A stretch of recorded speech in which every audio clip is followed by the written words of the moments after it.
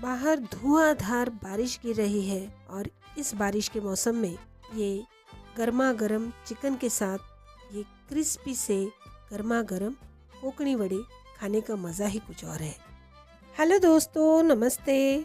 ललिता चूल्हा चौका में आज हम बनाने वाले हैं कोकणी स्टाइल में कोमड़ी वड़े। इसे कोमड़ी वड़े या मटन वड़े भी कहा जाता है। तो आज हम इसकी भाजनी बनाएंगे और उससे बड़े भी बनाएंगे। चलिए फटाफट से रेसिपी को शुरुआत करते हैं। कोमड़ी वड़े बनाने के लिए हमने यहाँ कुछ सामग्री लिया है और इसमें हमने 1 किलो राशन वाला चावल लिया है। कोई भी मोटा चावल आप ले लीजिए या पुराना होगा तो भी चलेगा, आपके पास जो भी अवेलेबल है वो चावल आप लीजिए। और इसे मैंने गीले कपड़े से पोंछ के आधा घंटा फ़ैन के नीचे सुखा लिया है। लेकिन अगर आपके पास टाइम है तो आप इसे अच्छे से पानी से 1-2 बार धो लीजिए और 4-5 दिन तक आप छाँव में सुखा लीजिए।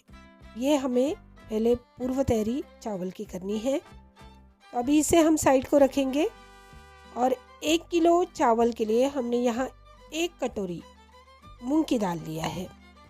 कोई भी सब्ज़ी की नॉर्मल जो कटोरी होती है उसी से हमने ये सारी चीज़ें नापी है। तो ये 1 कटोरी है 150 ग्राम और ये आधी कटोरी उड़द की दाल है, ये 100 ग्राम है और आधी कटोरी हमने चना दाल लिया है, वो 75 ग्राम है। इनका जो ग्राम में वज़न है ये अलग अलग आता है। कोई दाल भारी होती है तो आधी कटोरी में वो ज़्यादा बैठती है, कोई हल्की होती है तो वो कम बैठती है। अभी इसी के अनुसार हमने मसाले भी लिए हैं। तो यहाँ हमने 2 टेबलस्पून सौंफ लिया है, 2 टेबलस्पून हमने धने की बीज लिए हैं, 1 टेबलस्पून हमने ज़ीरा लिया है और आधा टेबलस्पून मेथी दाना लिया है। इसके जो ग्राम में वज़न है वो हम डिस्क्रिप्शन बॉक्स में दे देंगे। अभी यहाँ कुछ मसाले लिए हैं। तो इसमें हमने ये बड़ा टुकड़ा दालचीनी का लिया है, 5 लौंग, 10-12 दाने हमने काली मिर्ची के लिए हैं। इसमें वज़न में थोड़ा कम ज़्यादा होता है तो ग्राम में ये 10 ग्राम है, बाकी के 5-5 ग्राम है। अभी हमें ये जो चावल है इसे छोड़ के बाकी के सारे जो दालें और मसाले हैं इसे भूनना है। अभी गैस पे हमने पैन रखा है गरम होने के लिए और इसमें हम एक एक करके दालों को भून लेंगे। पहले हम मूंग की दाल डालेंगे और धीमी आंच पे इसे भून लेंगे। देखिए 1-2 मिनट बाद हल्का कलर चेंज हो गया है।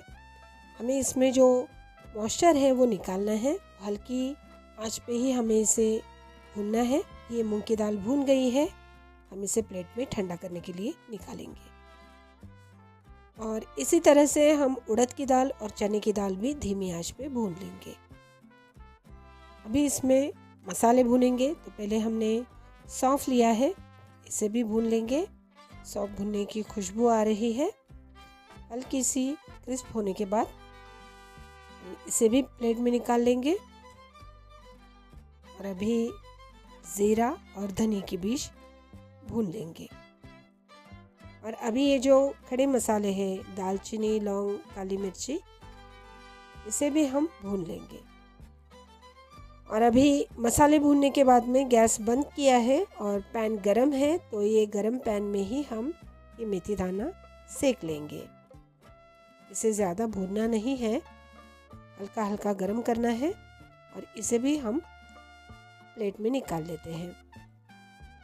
अभी ये सारे दालें मसाले ये हमें ठंडा करना है और इसी में हमने जो चावल सुखा के रखे थे इसे मिक्स करना है। और ये मेथी दाना जो हमने सेक लिया है इसे हमें खरल में हल्का सा दरदरा कूटना है और उसी के बाद हम ये जो हमने भाजनी निकाली है इसमें डालेंगे। और अभी ये पूरी भाजनी को हमें ठंडा करना है और घरघंटी या चक्की में से हमें इसे पीस लेना है। ये जो आटा होता है ये थोड़ा हल्का दरदरा होता है तो इसे दरदरा ही पीसेंगे। आटा हमने तैयार कर लिया है। अभी हम इसके बनाएंगे बड़े।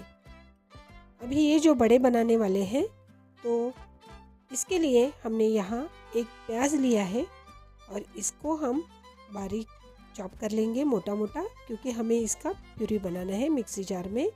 और ये जो बड़े बनाने की जो पद्धति है, ये हर गांव में अलग अलग होती है। तो आज मैं इस तरह से बना रही हूँ।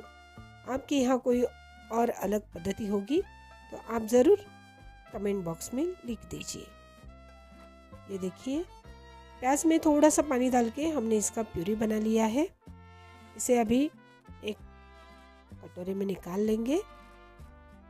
और ये आटा हमारा बनके तैयार हो गया है। हमने इसमें से एक कटोरा भर आटा लिया है। ये कटोरे से हमने 1.5 कटोरी आटा लिया है और ग्राम में हमने 1/4 किलो आटा लिया है। तो अभी इसके लिए हमें क्या क्या लगने वाला है वो देखते हैं। तो ये कटोरा भर के, ये देखिए, ये एक कटोरे को थोड़ा सा कम ये आटा है। तो इसके लिए हमने यहाँ 1/4 कटोरी यानी 2 से 3 टेबलस्पून चावल लिए हैं।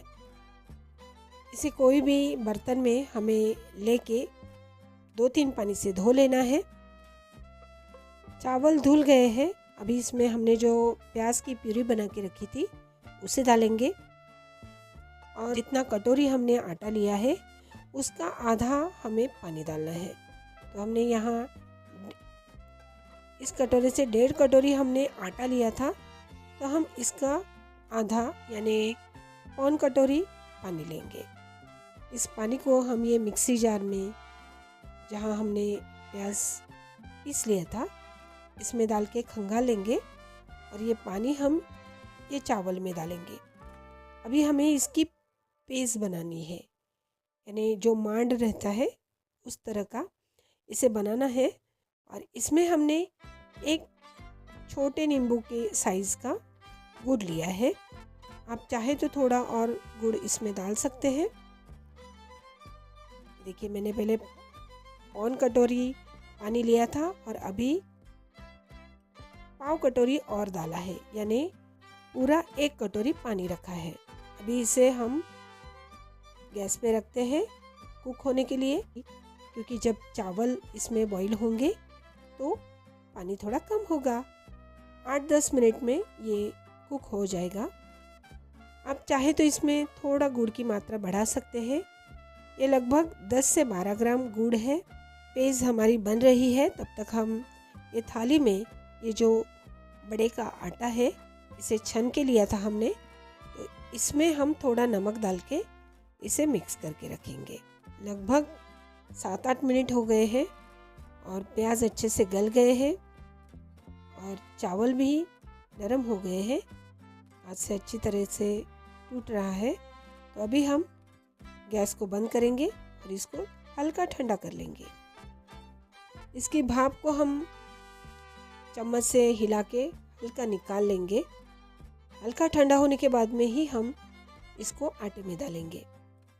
आटे में हमने नमक मिक्स करके रखा था और अभी ये हल्का गुनगुना है, तो इसे हम चम्मच से थोड़ा थोड़ा करके डालेंगे और ये पूरे आटे में मिक्स करेंगे। देखिए, अभी ये हल्का गर्म है, लेकिन हाथ से हम इसे गूंथ सकते हैं। तो अभी ये पूरे चावल और प्याज गुड़ का जो मिक्सचर था, इसी में ही हमें ये आटा गूंथना है। पूरा मिक्सचर में ही हमारा आटा गूंथ गया है और हमें सिर्फ 1 चम्मच पानी लगा है ऊपर से। अभी ये इस तरह से हमें इसे गूंथ के रखना है।